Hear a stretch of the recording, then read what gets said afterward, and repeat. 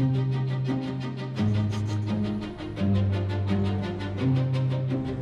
11th hour turnaround in Donald Trump's trade war. We had a great talk with Mexico. I also spoke with Prime Minister Trudeau of Canada, and we had a good talk. Canada and Mexico have received a 30-day reprieve from American tariffs, but a lasting agreement is far from assured. Well, nobody's out. Take a look at the Nikkei right now, opening downside 1.6%. Take a look at this, the Dow Jones.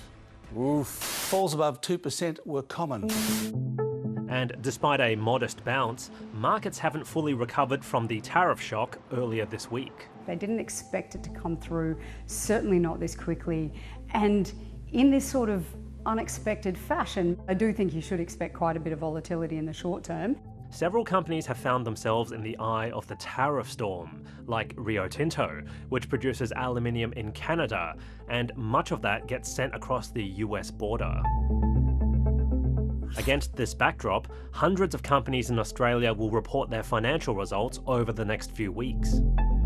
Some investors believe it could turn out better than expected. The economy is holding up well. Corporate earnings already bottomed, and then we've got interest rate cut coming through, so more lenient, more loose financial condition, which is great for share markets. According to Money Market, there's a 90% chance the Reserve Bank will cut interest rates this month.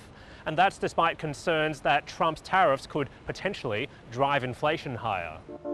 These rate cut expectations have driven the Australian share market close to record highs, so there's a lot of pressure to deliver strong profits and earnings forecasts to justify their lofty share prices. One of the key questions for investors is going to be, is there going to be earnings growth for the Australian share market?